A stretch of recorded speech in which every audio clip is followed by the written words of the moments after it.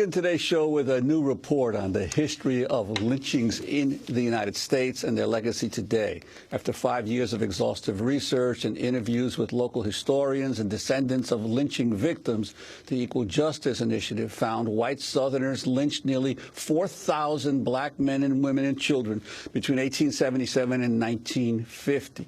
Nearly 700 of those lynchings were previously unaccounted for.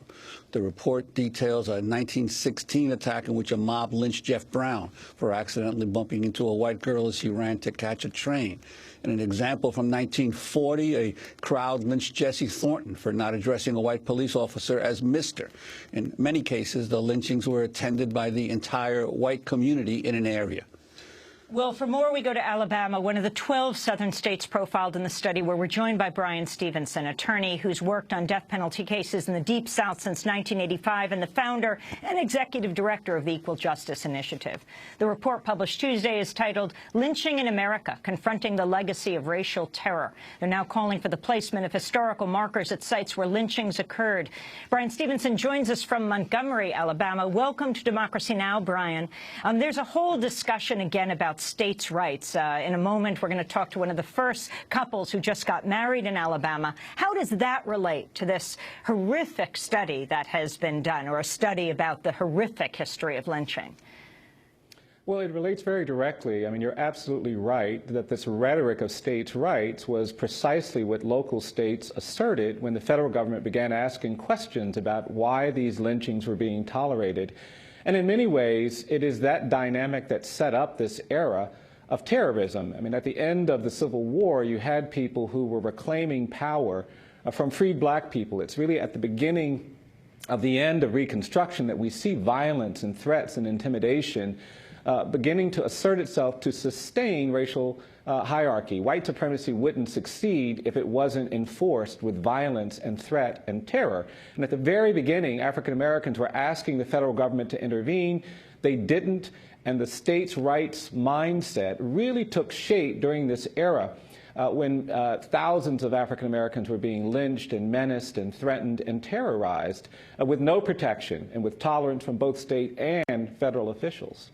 Well, Brian Stevenson, your report also indicates considerable difference in terms of the intensity of lynching from not only from state to state, but from particular counties. Could you talk about that as well?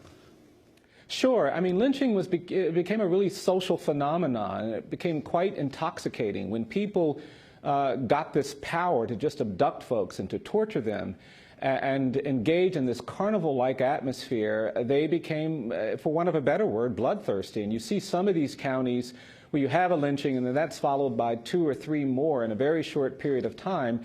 And what was so traumatizing to people of color is that all people of color were the intended targets and victims of these lynchings. This was not an act assigned to someone for committing a crime. As you've described, oftentimes people were being lynched for no criminal accusation at all. In Blakely, Georgia, an African-American man, William Little, came home from World War I wearing his uniform, and people were offended, annoyed that he had on this American uniform, and he was lynched because he refused to take it off. A black man running to catch a train bumps into a white girl. He's lynched for that incident. This violence, this terror, was really aimed at sustaining racial hierarchy, keeping black people in their place. And in many ways, it was quite intoxicating. You could see whole communities getting involved in these acts of violence and really being quite grotesque about the way they carried them out. You talk about the terror lynchings, terrorism. I want to turn to President Obama speaking at the annual National Prayer Breakfast last week. After he condemned the Islamic State as a death cult, he made this comment. Humanity's been grappling with these questions throughout human history. And lest we get on our high horse and think this is unique to some other place, remember that during the Crusades and the Inquisition, people committed terrible deeds in the name of Christ. In our home country, slavery and Jim Crow all too often was justified in the name of Christ. So this is not unique to one group or one religion. There is a tendency in us, a sinful tendency that can pervert and distort our faith. That was President Obama speaking at the annual National Prayer Breakfast. He's very much caused a great deal of controversy with these comments. Brian Stevenson, if you could respond. Well, I think the president's quite right to acknowledge this history. I mean, we have never really talked about all of this destructive violence. I mean, these public spectacle lynchings that we document in our report are horrific. 10,000 people showed up in Paris, Texas, in a carnival-like atmosphere to watch a man be tortured. Some of these executions, we have one in Dyersburg, Tennessee, where the man had his eyes gouged out. He was burned. He was mutilated. And thousands of people witnessed this. And it does speak to a very dark era in our history. And we make a mistake in this country when we don't talk honestly and soberly about these experiences. I mean, the whole North and West is populated with African Americans who fled to Detroit and Chicago and Cleveland and Los Angeles, not as people looking for opportunities, but as refugees from terror.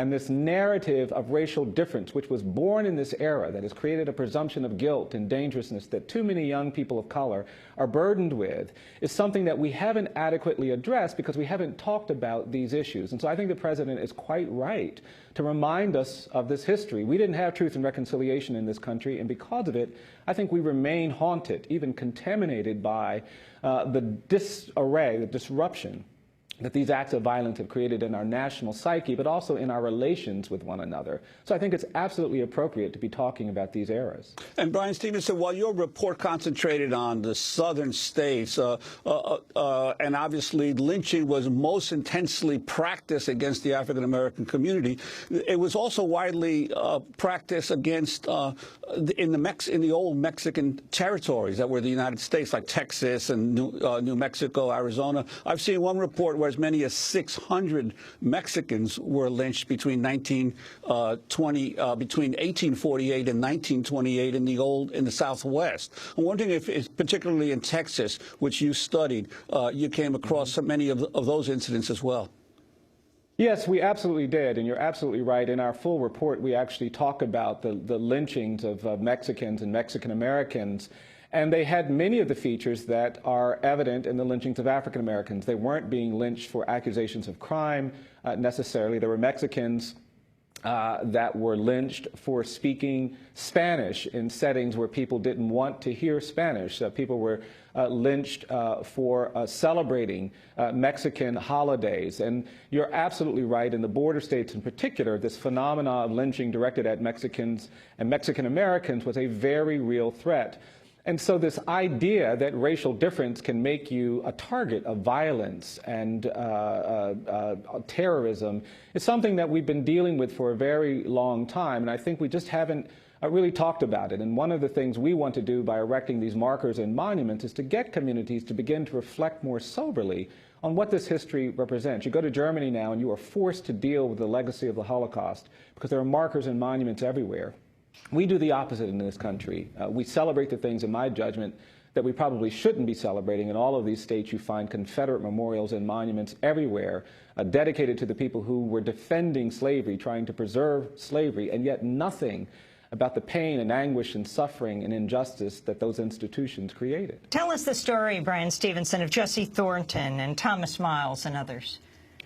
Yeah, Jesse Thornton was an African-American man in Laverne, Alabama, and in 1940, which is really toward the end of the lynching era, he addressed a police officer by his name. He didn't use the title Mr., and that was considered such a violation of the racial norms and values that the officer organized a mob and they lynched him.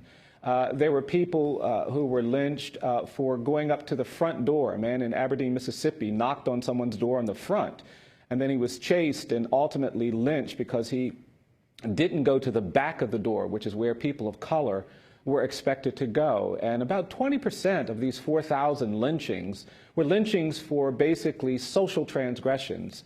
Many African-American men were lynched because they had notes or letters to young white women. And oftentimes, people would be lynched for accusations of rape or murder when 2 or 3 days later, the alleged murder victim would show up in town saying, no, I was just gone for 2 or 3 days. Or the rape victim would say, I was never the victim of a sexual assault.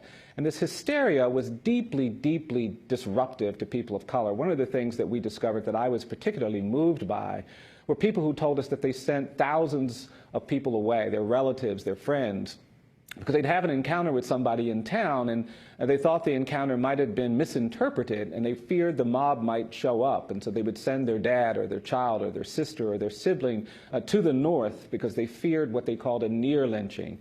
And this trauma was deeply injurious, and you see evidence of that when you go into some of these communities, particularly where nobody talks about this racial history, but they celebrate the, quote, good old days of the early 20th century. Bryan Stevenson, we're just about to introduce the first couple in Montgomery, the first lesbian couple to get married this week.